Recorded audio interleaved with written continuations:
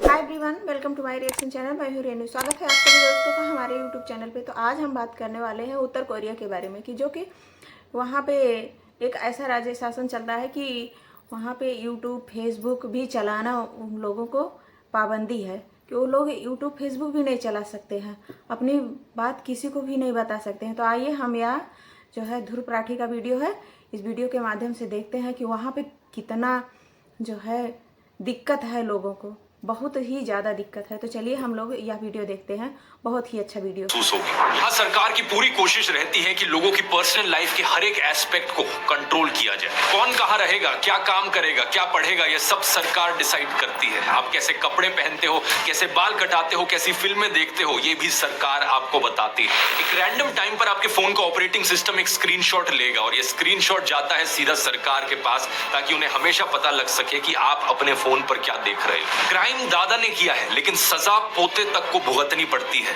ये guilt bye association का कानून लागू होता है। इसलिए एक परिवार का हर एक सदस्य बाकियों को शक की नजर से देखता है। एक भाई अपनी बहन से, एक पिता अपने बेटे से खुलकर बात भी नहीं कर सकता। इस सब के बावजूद पिछले कुछ सालों में किम जोंग उन की पकड़ कमजोर पड़ती जा रही है। एक साइलेंट रेवोल्यूशन देखने को मिल रही है जिसे चला रही है नॉर्थ कोरिया की औरतें। नमस्कार दोस्तों, साल 1981 नॉर्थ कोरिया के पॉलिटिकल प्रिजन कैंप नंबर 14 में एक प्रेग्नेंट औरत को कैद किया गया है। इस औरत का जेल में ही बच्चा पैदा होता है। अपने बच्चे का ये नाम रखती हैं शिन डोंग ह्यक, और ये लड़का जेल में ही बड़ा होता है। असल में बात क्या है कि नॉर्थ कोरिया की सरकार गिल्ट बाय एसोसिएशन की कॉन्सेप्ट में मानती है। अगर कोई व्यक्ति कोई पॉलिटिकल क्राइम करता है तो उसके पूरे परिवार को जेल में डाल दिया जाता है। एक इंसान के किए की सजा 3 जनरेशंस को भुगतनी पड़ती है। यानी कि दादा ने अगर कोई क्राइम किया है तो पोता भी जेल में जाएगा। इसलिए शिन डोंग बचपन से ही जेल में बड़ा हुआ, क्योंकि नॉर्थ कोरियन सरकार का मानना था कि उसका खून गंदा हो चुका है। जेल में उसका बचपन बहुत ही खराब हालातों में गुजरा। उसे खाने में सिर्फ थोड़ा सा मक्के का दलिया दिया जाता था। वो जिंदा रहने के लिए घास और चूहे खाने लगता था। इस प्रिजन कैंप में करीब 20,000 कैदी थे और इस कैंप के रूल्स बड़े सिंपल थे। अगर आप भागने की कोशिश करोगे तो आपको सीधा गोली से मार दिया जाएगा। अगर आप किसी दूसरे को भागने की बात करते हुए सुनते हो और रिपोर्ट नहीं करते तो आपको भी मार दिया जाएगा। एक दिन जब शिंगडोंग 13 साल की उम्र का हो गया था, उसने अपनी माँ और अपने भाई को जेल से भागने का प्लान बनाते हुए सुना। उसे ज्यादा समझ नहीं थी, छोटा था, बेचारा भूखा था, तो उसने ये बात जाकर गार्ड्स को बता दी, इस उम्मीद में कि गार्ड्स उसे थोड़ा ज्यादा खाना दे देंगे। इसके 7 महीने बाद सभी कैदियों को ग्राउंड पर इकट्ठा किया जाता है और सबसे आगे शिंगडोंग को लाकर खड़ा किया जाता है और उसकी आंखों के सामने प्रिजन गार्ड्स उसकी माँ को फांसी पर चढ़ा देते हैं और उसके भाई को गोलियों से मार देते हैं। ये सब देखने पर शिंडोंग को मजबूर किया जाता है और इसके बाद 6 महीने तक बेरहमी से उसका टॉर्चर भी किया जाता है। साल 2005 23 साल की उम्र पर शिंडोंग खुद भागने की कोशिश करता है इस प्रिजन कैंप से और चांस की बात है कि वो सक्सेसफुल हो जाता है। गार्ड्स की नजरों से बचते हुए किसी तरीके से ये नॉर्थ कोरिया छोड़कर चाइना पहुंच जाता है और वहां से साउथ कोरिया, और यही कारण है कि इसकी कहानी दुनिया को पता चल पाती है। आगे चलकर शिन एक ह्यूमन राइट्स एडवोकेट बनते हैं। यूनाइटेड नेशंस तक इनकी आवाज पहुंचती है और इन पर ये बड़ी फेमस किताब लिखी जाती है, escape from camp 14। In the Bible, you read about heaven and hell, and where in hell, those have to live amongst the flames. That's what the prison camp was like. Shin जैसे survivors की कहानियों पर आधारित आइए समझते हैं आज के इस वीडियो में दोस्तों कि नॉर्थ कोरिया में डेली लाइफ एक्चुअली में दिखती कैसी है। आम लोगों की जिंदगियां कैसी गुजरती हैं दुनिया की सबसे खौफनाक डिक्टेटरशिप।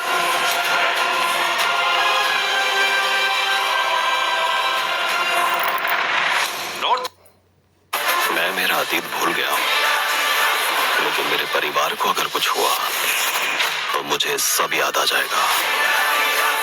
नॉर्थ कोरिया की पॉपुलेशन करीब 2.5 करोड़ लोगों की है। अगर आप इसे नक्शे पर देखोगे तो ये साउथ कोरिया के जस्ट ऊपर मौजूद है। इसके वेस्ट में चाइना का बड़ा देश, और यही नक्शा अगर आप रात के समय में सैटेलाइट इमेजरी के थ्रू देखोगे तो कुछ बड़ी ही अजीबोगरीब चीज आपको दिखाई देगी। चाइना और साउथ कोरिया रोशनी से जगमगाते हुए दिखते हैं, लेकिन यहाँ बीच में सिर्फ अंधेरा ही अंधेरा दिखता है। यही है Democratic People's Republic of Korea, DPRK। ये नॉर्थ कोरिया का ऑफिशियल नाम है, पर और इंटरेस्टिंग चीज देखो, इन्होंने अपने कंट्री के नाम में डेमोक्रेटिक डाल रखा है। इससे आपको पता चल जाना चाहिए कि अपने आप को डेमोक्रेटिक कहने से कोई डेमोक्रेटिक नहीं बन जाता। नॉर्थ कोरिया में लोग रात को पढ़ नहीं सकते, टीवी नहीं देख सकते, लोग शाम को 7 बजे ही सोने चले जाते हैं क्योंकि उन्हें अंधेरे में जीने की आदत हो गई है। साल 1995 में नॉर्थ कोरिया में मेंढकों की पॉपुलेशन धीरे धीरे गायब हो रही थी।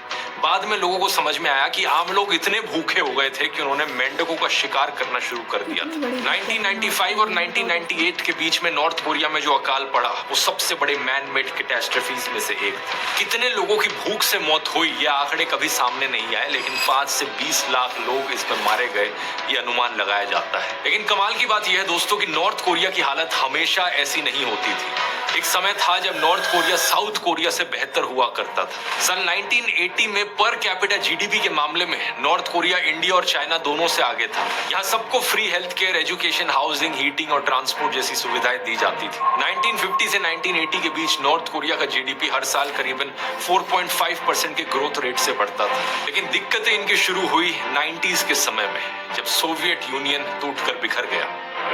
In Moscow, the hammer and sickle is lowered for the last time, and an era comes to an end.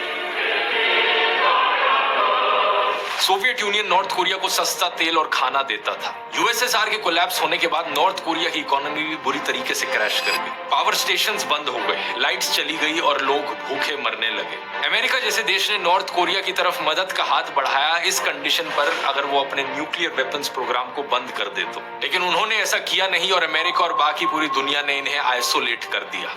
अगस्त 1995 में भारी बाढ़ आई और नॉर्थ कोरिया के पास ना ही कैश था और ना ही क्रेडिट, लेकिन साथ साथ इनमें इतनी ह्यूमिलिटी भी नहीं थी कि अपनी जनता की मदद करने के लिए कॉम्प्रोमाइज कर सके। साल भर साल हालत बद से बदतर होती गई और सारा ध्यान नॉर्थ कोरिया की सरकार कवर अप करने में लगा रही थी। इनकी कैपिटल सिटी है प्योंगयांग। यहाँ स्टेबल सोशलिज्म का मॉडल बताने के लिए इन्होंने सारे होमलेस और भूखे मरते लोगों को गायब कर दिया शहर से। यहाँ रहने वाले रूलिंग पार्टी के वर्कर्स को सारी सुविधाएं मिलती रही, लेकिन शहर के बाहर हालत बहुत ही खराब थी। ग्रामीण इलाकों में लोग भूखे मरते रहे। एंड्रयू नाट्सियोस अपनी किताब the great north Korean famine में बताते हैं कि नॉर्थ कोरियन परिवारों ने सरवाइव करने के लिए अपने परिवार के बुजुर्ग लोगों को भूखे मरने दिया ताकि यंग फैमिली मेंबर्स को खाना मिल सके और वो जिंदा रह सके। बहुत से ग्रैंड पेरेंट्स ने तो अपने आप को अपनी मर्जी से ही खुद भूखा मार दिया ताकि उनके बच्चे जी सके। ये सब हो रहा था क्योंकि नॉर्थ कोरिया एक बहुत ही टाइटली कंट्रोल्ड डिक्टेटरशिप थी, एक टोटलिटेरियन डिक्टेटरशिप। जब सेकेंड वर्ल्ड वॉर में अमेरिका, ब्रिटेन और सोवियत यूनियन ने मिलकर साथ में जापान और जर्मनी जैसे देशों को हराया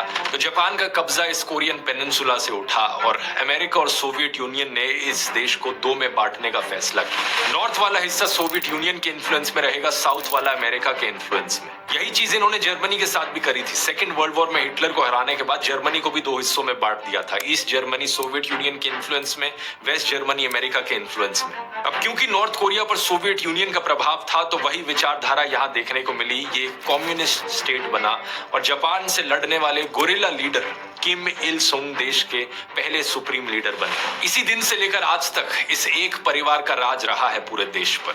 आज किम इल सुंग के पोते किम जोंग उन देश के सुप्रीम लीडर और डिक्टेटर हैं। इस देश को एक कम्युनिस्ट डिक्टेटरशिप कहना भी सही नहीं है क्योंकि सही मायनों में ये है तो एक परिवार की डिक्टेटरशिप। जो भी कुछ इस देश में सरकार करती है किम फैमिली के राज को कंटिन्यू रखने के लिए करती है। यहाँ सरकार की पूरी कोशिश रहती है लोगों की पर्सनल लाइफ के हर एस्पेक्ट को कंट्रोल करने की। कौन कहाँ रहेगा, क्या काम करेगा, कहाँ पढ़ेगा, ये सब सरकार डिसाइड करती है। इसके अलावा टीवी पर लोग क्या देखते हैं, इंटरनेट पर उन्हें क्या देखने को मिलता है, लोग कहाँ ट्रैवल करते हैं, कैसा हेयर स्टाइल रखते हैं, ये सब गवर्नमेंट कंट्रोल करती है। स्कूल से शुरू करें तो स्कूल एजुकेशन इनके देश में फ्री है और हाई स्कूल करना मैंडेटरी है। जो स्कूल नहीं जाता उसे सजा दी जाती है। लेकिन प्रॉब्लम यह है कि स्कूल में पढ़ाई नहीं होती। टीचर्स रिश्वत लेने के बाद ही किसी बच्चे पर ध्यान देते हैं और इसलिए जिनके पास पैसे होते हैं वो एक पर्सनल ट्यूटर रख लेते हैं अपने घर पर। It is a privilege to be allowed to live in Pyongyang, and it is an even greater privilege for your kids to attend an institution like this. असली में इनके स्कूलों की हालत कैसी है उसके ज्यादा वीडियोस ऑनलाइन मौजूद नहीं है, इसलिए जो वीडियोस आप देख रहे हो ये वो स्कूल है जो इनकी सरकार दिखाना चाहती है। इनके elite of the elite schools. School के बाद कॉलेज में फैमिली बैकग्राउंड देखकर और रिश्वत देकर एडमिशन होता है। कॉलेज के बाद सभी लड़कों को मिलिट्री में कंपलसरी सर्विस करनी पड़ती है जो 10 साल तक की हो सकती है। पॉलिटिकल सिस्टम देखा जाए तो डिक्टेटरशिप होने के बावजूद भी नॉर्थ कोरिया में हर 5 साल में पार्लियामेंट्री इलेक्शंस होती है। लेकिन बस बात यह है कि हर सीट पर सिर्फ रूलिंग वर्कर्स पार्टी का ही एक कैंडिडेट खड़ा हो सकता है, और अगर इसके खिलाफ वोट किया किसी ने तो उसे देशद्रोही माना जाएगा। अगर आप ऐसा करोगे तो आपके घर इनकी सीक्रेट पुलिस पहुंच जाएगी और आपको पागल घोषित कर देगी। ये सीक्रेट पुलिस क्या है इसकी आगे वीडियो में बात करते हैं। लेकिन यही कारण है कि नॉर्थ कोरिया का जो वोटिंग परसेंटेज है वो 99.9% से भी ज्यादा है। ऑलमोस्ट हर एक इंसान यहाँ पर वोट देता है। सरकार वोटिंग को एक अनऑफिशियल सेंसस के तौर पर देखती है और जनता पर कंट्रोल रखने के लिए इस्तेमाल करती है। नॉर्थ कोरिया में कौन कैसे कपड़े पहनेगा, कैसे बाल कटाएगा, ये सब गवर्नमेंट तय करती है। इनकी एक अप्रूव्ड हेयर स्टाइल्स की लिस्ट है। अभी महिलाओं और पुरुषों के लिए सिर्फ 15-20 हेयर स्टाइल्स ही अप्रूव किए गए हैं। 2017 के न्यूज आर्टिकल में मेंशन की गई इस फोटो को देख सकते हो जिसमें आदमियों के 15 हेयर स्टाइल्स दिखाए गए हैं। अगर आपको अपने बाल कटाने हैं नॉर्थ कोरिया में तो इन 15 में से एक हेयर कट चुन लो। और एक चीज नोटिस करोगे आप कि इनके डिक्टेटर किम जोंग उनका जो खुद का हेयर कट है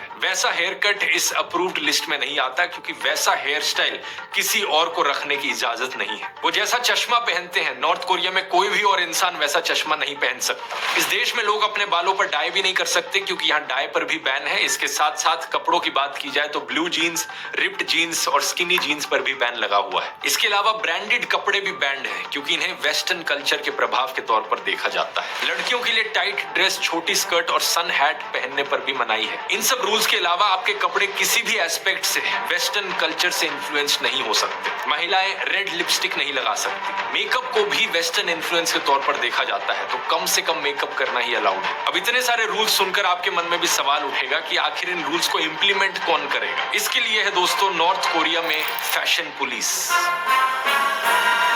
मजाक नहीं कर रहा, अगर किसी इंसान ने इन रूल्स को तोड़ने की कोशिश करी तो फैशन पुलिस का सामना उन्हें करना पड़ेगा। ये फैशन पुलिस के लोग आम जगहों पर घूमते रहते हैं चुप चुप कर। जो भी रूल्स के खिलाफ कपड़े पहनता नजर आता है उनके कपड़ों को काट दिया जाता है।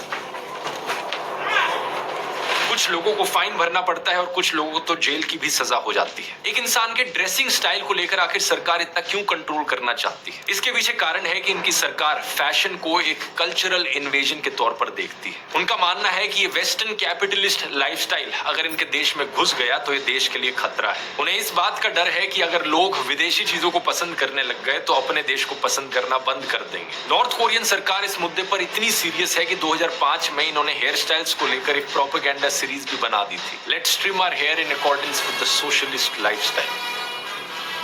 इस प्रोपेगेंडा सीरीज में बताया गया कि लंबे बाल रखना अनहेल्दी होता है और इनसे इंसानों की बुद्धि कम हो जाती है। नॉर्थ कोरिया में आम लोगों के लिए नए प्रोडक्ट्स या सर्विसेज की डेवलपमेंट भी ना के बराबर है। हमारे देश से कंपेयर करो तो टेक्नोलॉजिकल प्रोग्रेस जैसे यूपीआई ने बहुत अच्छे से ग्रो किया है, लेकिन वहां पर किसी भी सेक्टर में प्रोग्रेस ना के बराबर है। बाकी किसी भी आम देश में टेक्नोलॉजिकल प्रोग्रेस के साथ नई सर्विसेज भी ग्रो करती है। हमारे आज के वीडियो के स्पॉन्सर पॉप इसका एक अच्छा उदाहरण है। इमेजिन करो शॉपिंग करते वक्त, कहीं पर कुछ भी सामान खरीदते वक्त आपको रिवॉर्ड मिले। पॉप आपकी शॉपिंग को रिवॉर्डिंग बनाता है। ये एक ऐसा पेमेंट और शॉपिंग प्लेटफॉर्म है जो आपकी हर यूपीआई पेमेंट पर पॉप कॉइन्स के फॉर्म में आपको रिवॉर्ड्स देता है। हर यूपीआई ट्रांजैक्शन पर गारंटीड 2% पॉप कॉइन्स दिए जाते हैं। इसका मतलब है कि 100 रुपए की शॉपिंग करने पर आपको 2 पॉप कॉइन्स मिलेंगे और एक पॉप कॉइन सीधा 1 रुपए के बराबर है। इन पॉप कॉइन्स को फिर आप 500 से ज्यादा टॉप ब्रांड्स पर रिडीम कर सकते हैं। और इसके अलावा इलेक्ट्रॉनिक्स, फैशन, फूड और बहुत सारे आइटम्स पर आपको अमेजिंग डील्स भी मिलेंगे। एग्जाम्पल के लिए ये हैमर ईयरबड्स दूसरे प्लेटफॉर्म्स पर 999 रुपए के हैं, यहाँ पर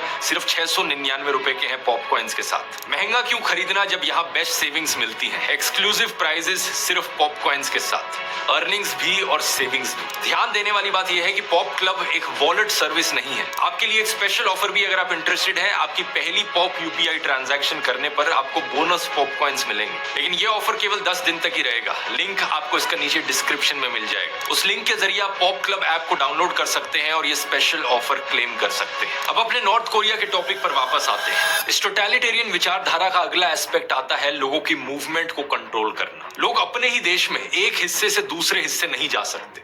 इसके लिए उन्हें परमिशन लेनी पड़ती है और पर्पस बताना पड़ता है कि वो ये क्यों कर रहे हैं। ये तो बात हुई डोमेस्टिक ट्रैवल की, लेकिन अगर कोई इंटरनेशनल ट्रैवल करना चाहे, अपने देश से बाहर घूमने जाना चाहे, तो उस पर और भी ज्यादा स्ट्रिक्ट बैन लगा हुआ है। कोई भी सरकार की अनुमति के बिना देश से बाहर नहीं जा सकता और बिना परमिशन के बाहर बाहर जाने को देश के साथ विश्वासघात माना जाता है। ऐसा अगर कोई करेगा तो उसके पूरे परिवार को फोर्स्ड लेबर और टॉर्चर से लेकर उम्र कैद और मौत तक की सजा हो सकती है। जिन शिन डोंग की कहानी मैंने आपको वीडियो के शुरू में बताई थी, जानते हो कि उनका पूरा परिवार क्यों बंद था इस प्रिजन कैंप में? क्योंकि शिन डोंग के एक अंकल साउथ कोरिया भाग गए थे। इस बात के लिए पूरे परिवार की कई जनरेशंस को जेल में डाल रखा था इस प्रिजन कैंप में। इस बात पर भी इनकी सरकार इतनी सीरियस है कि कोविड के बाद बॉर्डर गार्ड्स को देश छोड़ने या देश में घुसने की कोशिश कर रहे किसी भी इंसान को देखते ही गोली मारने का आदेश था। इस आदेश के बाद 14 लोगों की गोली मारकर हत्या कर दी गई थी। लेकिन इतने खतरे के बावजूद भी दोस्तों लोग देश से भागने की कोशिश करते रहते हैं। ज्यादातर लोग भागकर चीन जाते हैं क्योंकि लैंड बॉर्डर से कनेक्शन उसी तरफ ज्यादा आसान है। लेकिन चाइना खुद एक डिक्टेटरशिप है और चाइना की सरकार इन लोगों को वापस नॉर्थ कोरिया को सौंप देती है। 2023 की इस खबर को देखिए, चाइना ने लगभग 500 लोगों को जबरदस्ती वापस नॉर्थ कोरिया भेज दिया। एंटरटेनमेंट की बात की जाए तो नॉर्थ कोरिया में कोई फॉरेन मूवीज रिलीज नहीं होती है। यहाँ टीवी और रेडियो पर सरकारी चैनल ही आते हैं जिन पर सरकार का प्रोपेगेंडा भर भर कर दिखाया जाता है। The morning broadcast begins with the national anthem and tributes to North Korea's former rulers. There are cartoons, news programs praising the regime, and of course, the star of the show.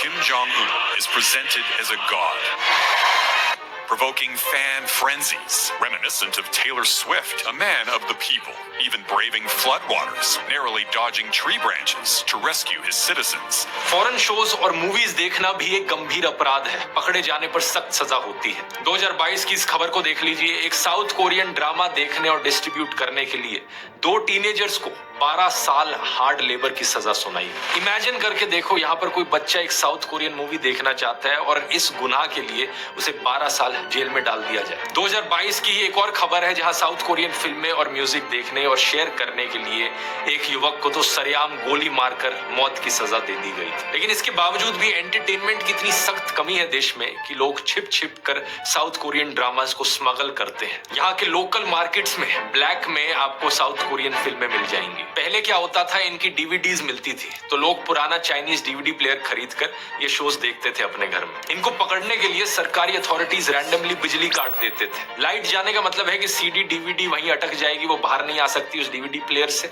तो इस दौरान अंधेरी रात में वो घुसते थे लोगों के घरों में और डीवीडी प्लेयर फिर जबरदस्ती खोलकर देखते थे कि कौन सी डीवीडी लगी हुई है। टाइम के साथ साथ लेकिन लोगों ने यूएसबी स्टिक्स का इस्तेमाल करना शुरू कर दिया और इन्हें छुपाना ज्यादा आसान होता है। Even though North Koreans lack internet connections, they can watch smuggled movies and TV shows on their computers or on Chinese video players with USB ports like these called Notels. ये विदेशी शोज और movies देखते समय लोग अपने घर की lights और सारी खिड़कियां बंद करके देखते हैं ताकि पड़ोसियों को भी ना दिख सके और आवाज बहुत कम करके शोज देखते हैं। इंटरनेट की बात करी जाए तो बहुत ही लिमिटेड इंटरनेट नॉर्थ कोरिया में चलता है। इसे चलाने के लिए भी सरकार की परमिशन लेनी पड़ती है। परमिशन लेने के बाद एक लाइब्रेरियन 2 लोगों के बीच बैठा रहता है, नजर रखता है कि आप क्या सर्च कर रहे हो इंटरनेट पर। हर 5 मिनट में कंप्यूटर का स्क्रीन फ्रीज हो जाता है और आगे इंटरनेट इस्तेमाल करने के लिए लाइब्रेरियन को अपना फिंगरप्रिंट लगाना पड़ता है। एक आदमी सिर्फ 1 ही घंटे तक इंटरनेट चला सकता है और ज्यादा समय चाहिए तो दोबारा से सरकार से परमिशन लेनी पड़ती है। आम लोगों के लिए नॉर्थ कोरियन सरकार ने खुद का एक इंटरनल इंटरनेट बना रखा है, इंट्रानेट कह सकते हो इसे। लोग अपने फोन और कंप्यूटर्स में ये इंट्रानेट चलाते हैं जहां पर सब कुछ कंट्रोल्ड है। एग्जैक्टली कौन सी वेबसाइट्स इस इंटरनेट पर अवेलेबल है ये सरकार ने चुन चुन कर बनाई है और कुछ ही गिनी चुनी वेबसाइट्स हैं। इसके अलावा ये इतना महंगा है कि ज्यादातर लोग इसे इस्तेमाल कर ही नहीं पाते। नॉर्थ कोरिया में किसी भी तरीके का सोशल मीडिया एग्जिस्ट नहीं करता है। या फेसबुक और नेटफ्लिक्स जैसी वेबसाइट से क्लोन बनाने की कोशिश करी गई थी लेकिन ये कोशिश सफल नहीं हुई। जो स्मार्टफोन्स यहाँ मिलते हैं उन्हें बड़े भयंकर तरीके से सेंसर किया जाता है।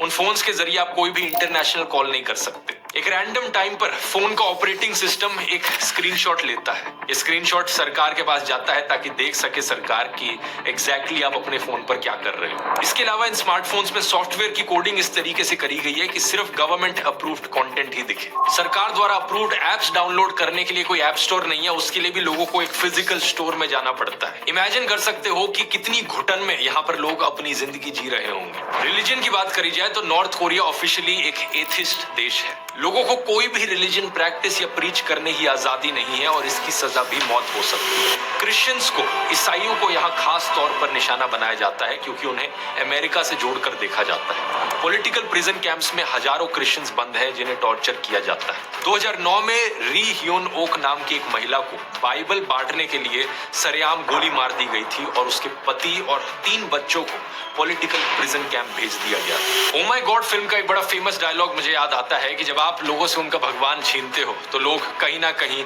भगवान ढूंढ ही लेते हैं। लोगों से उनका धर्म कभी मत छीनना।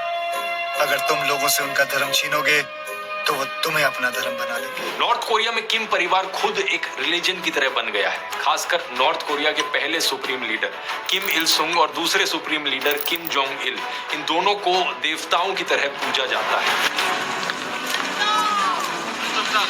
घर, ऑफिस, स्कूल और हर एक पब्लिक प्लेस पर इन दोनों नेताओं की तस्वीरें और मूर्तियां हैं। नॉर्थ कोरिया में आप कहीं भी घूमोगे आपको ऐसा लगेगा जॉर्ज ऑरवेल की 1984 नॉवेल के बिग ब्रदर की तरह ये दोनों नेता हमेशा आपको देख रहे हैं।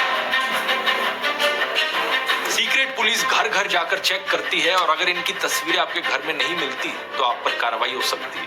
लोगों को इन तस्वीरों और मूर्तियों की अपनी जान को खतरे में डालकर भी रक्षा करनी होती है। अगर कोई ऐसा नहीं करता तो उस पर कार्रवाई हो सकती है। साल 2020 का एक केस है जहां पर महिला ने अपने जलते हुए घर से इन नेताओं की तस्वीरों को बचाने की बजाय अपने 2 बच्चों को बाहर निकाला, तो उस महिला को जांच का सामना करना पड़ा और हॉस्पिटल में भर्ती हुए उसके 2 बच्चों को दवाइयां भी नहीं दी सरकार ने। एक और केस देखिए, एक व्यक्ति ने बताया कि जब उसके पिता ने अनजाने में अखबार में छपी किम जोंग इल की तस्वीर को गंदा कर दिया तो उनके पिता को पॉलिटिकल प्रिजन कैंप भेज दिया गया। नॉर्थ कोरिया में आम लोगों की इकोनॉमिक कंडीशन बहुत खराब है। देश की 69% आबादी इतनी गरीब है कि उनके पास 2 वक्त के खाने और पानी, एजुकेशन, हॉस्पिटल जैसी बेसिक जरूरतों के लिए भी पैसे नहीं है। ज्यादातर घरों में फ्रिज, वॉशिंग मशीन और साइकिल जैसी रोजमर्रा के जीवन की चीजें भी नहीं है। इसका एक बड़ा कारण यह है कि देश में लगभग सभी आदमी, सभी पुरुष गवर्नमेंट असाइंड जॉब करते हैं।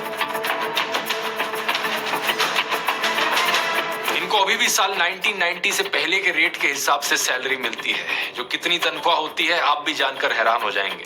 पर मंथ 7 से 9 किलोग्राम मक्के के बराबर है। ये अपनी मंथली सैलरी से सिर्फ 7 से 9 किलोस कॉर्न खरीद सकते हैं। 2014 में नॉर्थ कोरिया छोड़ चुके एक डॉक्टर ने बताया कि डॉक्टर्स को मंथली 3500 वॉन सैलरी मिलती है, जिससे 1 किलो चावल भी नहीं आता। क्योंकि परिवार में जो मर्द है उनकी इतनी कम कमाई है तो ज्यादातर नॉर्थ कोरिया के परिवारों में घर महिलाओं की कमाई से चलता है। जिन औरतों की शादी हो गई है उन्हें गवर्नमेंट असाइन जॉब करने को मजबूर नहीं किया जाता और वो लोकल मार्केट में काम करके पैसे कमाती है। लोकल मार्केट को यहाँ नाम दिया जाता है जांग मडांग का। घर की इनकम में लगभग 70% से अधिक हिस्सेदारी महिलाओं की होती है। जब 1990s के बाद सरकार लोगों को खाना तक नहीं दे पा रही थी तो लोगों ने चीजें अपने हाथ में ले ली और उन्होंने खुद से पैसे कमाने के जुगाड़ करने शुरू किए। जगह जगह लोकल ब्लैक मार्केट्स पैदा होने लगे। लोग यहाँ आकर चीजें बेचते और उससे होने वाली कमाई से अपना पेट भरते। मतलब जिससे जैसा जुगाड़ हो पा रहा था वो उस तरीके से अपना पेट भरने और जिंदा रहने के लिए कमाई करने लगे। धीरे धीरे इन मार्केट्स ने पैर जमा लिए और अब यहाँ पर फूड और ड्रग्स से लेकर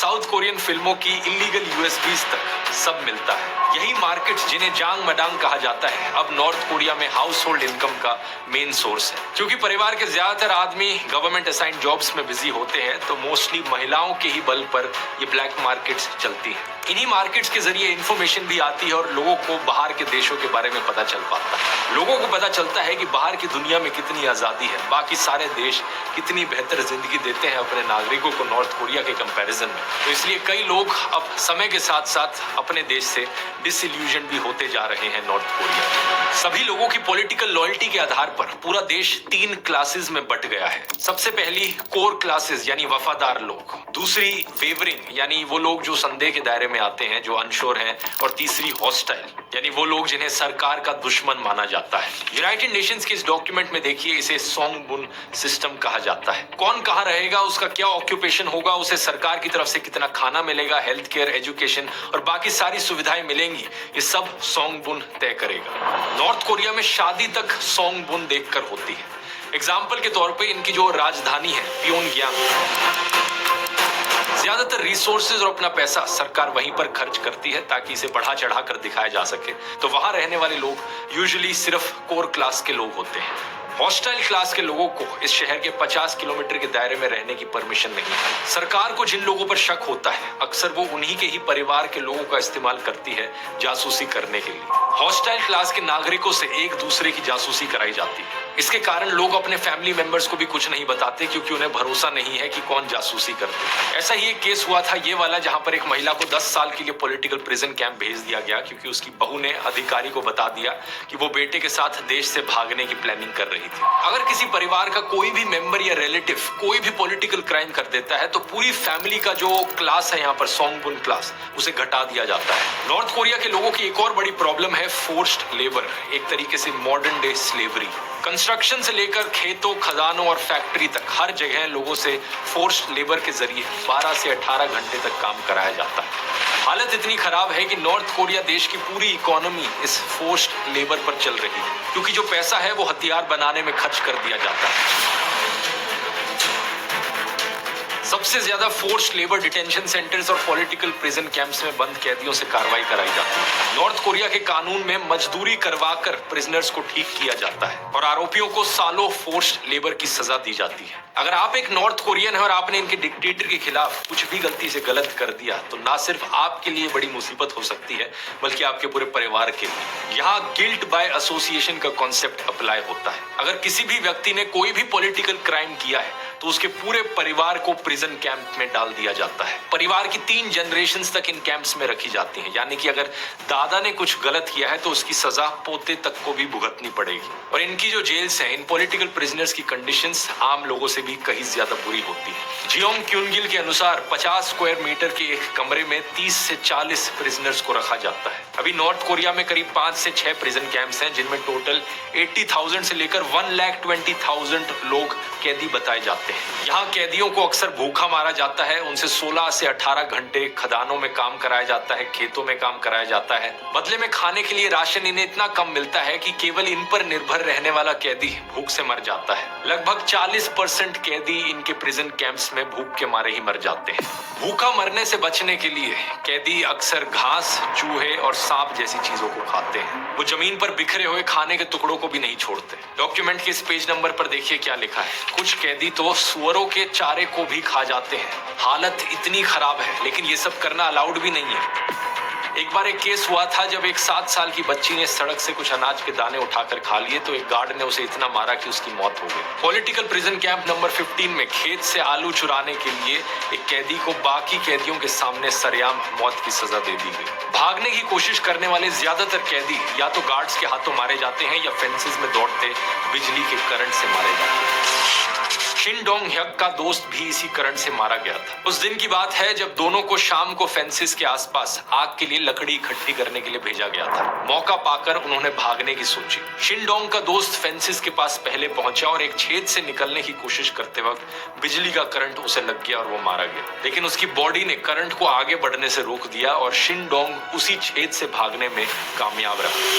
And in the process, a fellow inmate who ran next to me died when he got electrocuted by the perimeter fence. And my skin got burnt as well. एक फॉर्मर गार्ड म्योंग चोल ने बताया कि guards को war या revolution होने की स्थिति में कैंप में बंद सभी कैदियों को मारने का आदेश है ताकि इन कैंप्स की मौजूदगी के सारे सबूत मिटाए जा सके। जर्मनी में हिटलर की नाजी सरकार ने भी अपने कॉन्सेंट्रेशन कैंप्स में एक समय ऐसा ही किया था। इसी कारण यूनाइटेड नेशंस की एक इंक्वायरी में कहा गया कि नॉर्थ कोरिया की लीडरशिप इतने बड़े पैमाने पर अपने ही नागरिकों के ह्यूमन राइट्स का उल्लंघन कर रही है जैसे मॉडर्न वर्ल्ड में किसी ने नहीं किया है और मानवता के खिलाफ उसके अपराध नाजीज द्वारा किए गए अपराधों से बहुत मिलते जुलते हैं। अब तो नॉर्थ कोरियन। तो देखिए दोस्तों, हमारा वीडियो कैसा लगा और लाइक शेयर कमेंट करके हमें ज़रूर बताइएगा। देखिए यहाँ के लोगों को कितनी दिक्कत है, तो भी हमारा देश तो भी अच्छा ही है और वहाँ पे लोग घुट घुट के मर रहे हैं। ये सोचो, देखो कितना दिक्कत है नॉर्थ कोरिया में। तो चलिए